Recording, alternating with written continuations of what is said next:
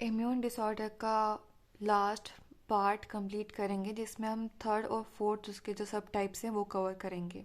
ठीक है, तो उसका थर्ड टाइप क्या है? Auto immune disease. अब नाम से ही पता चल रहा है कि ऑटो इम्यून मतलब जो व्यक्ति रहेगा उसके खुद का जो इम्यून सिस्टम है वो खुद के ही एंटीजन के अगेंस्ट क्या बनाने लग जाएगा? एंटीबॉडीज बनाने लग जाएगा।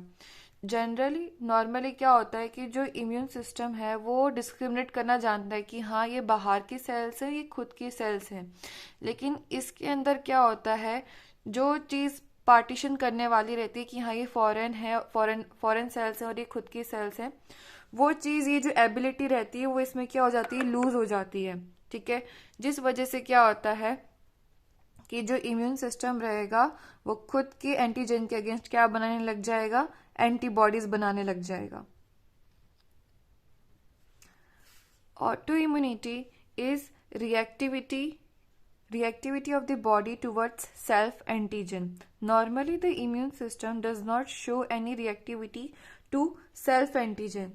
ठीक है, जो खुद के एंटीजन रहते हैं उसके अगेंस्ट जो इम्यून सिस्टम रहता है वो कोई रिएक्शन नहीं देता है, कोई एंटीजन नहीं बनाता है।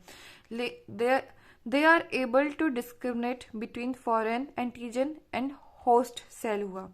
This is called immune tolerance और सेल्फ टॉलरेंस हुआ। मतलब जो स्वयं के सेल्स को जानने की जो एबिलिटी रहती है ना, उसको ही हमने क्या बोल दिया है? इम्यून टॉलरेंस बोल दिया या फिर सेल्फ टॉलरेंस बोल दिया।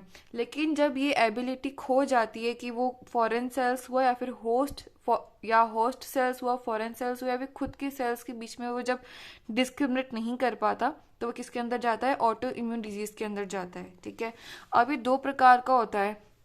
अब दो प्रकार का कैसे?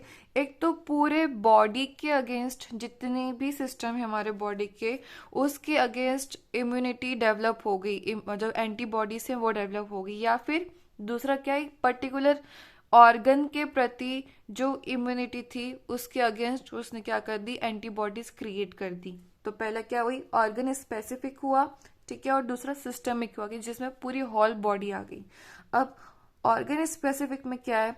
The immune response is directed against a single organ हुआ। इसमें एग्जाम्पल में हम क्या ले सकते हैं?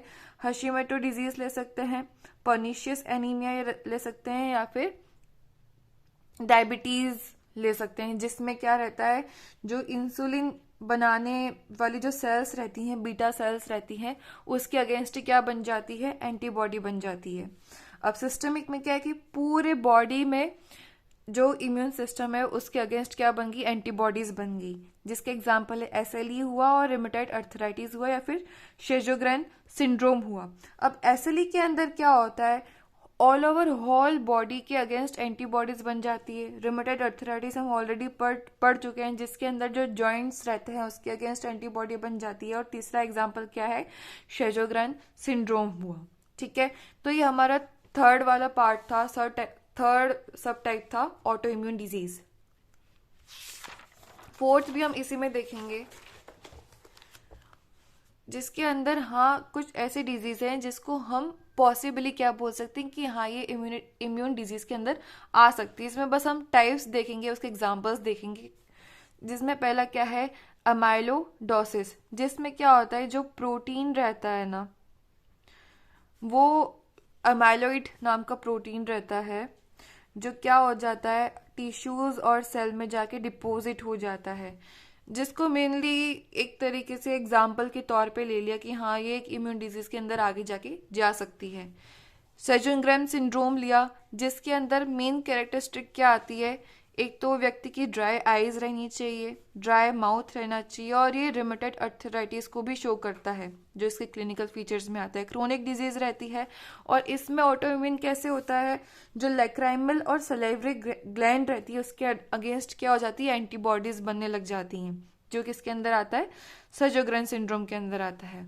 और तीसरा एग्जाम्पल क्या है? रिटर सिंड्रोम, जिसके अंदर एक तो अर्थराइटिस हुआ, कंजक्टिवाइटिस हुआ और यूरेथ्राइटिस हुआ, ये तीनों चीजें आती हैं। तो ये तो छोटा सा ही था फोर्थ पॉसिबल इम्यून डिजीज। पहला हमने देख लिया डेफिशिएंसी वाला, जिसमें हमने एड्स को कवर किया था। सेकंड हमने देखा हाइपर सेंसिटिविटी, जिसके अंदर 4 सब टाइप्स थे, वो सेकंड पार्ट में हमने कवर कर लिया। और ये है तीसरा, जिसके अंदर हमने 2 टाइप्स कवर कर लिए। ठीक है, चौथा तो ये पॉसिबल इम्यून डिजीज, और जो तीसरा था वो क्या है, ऑटो इम्यून डिजीज।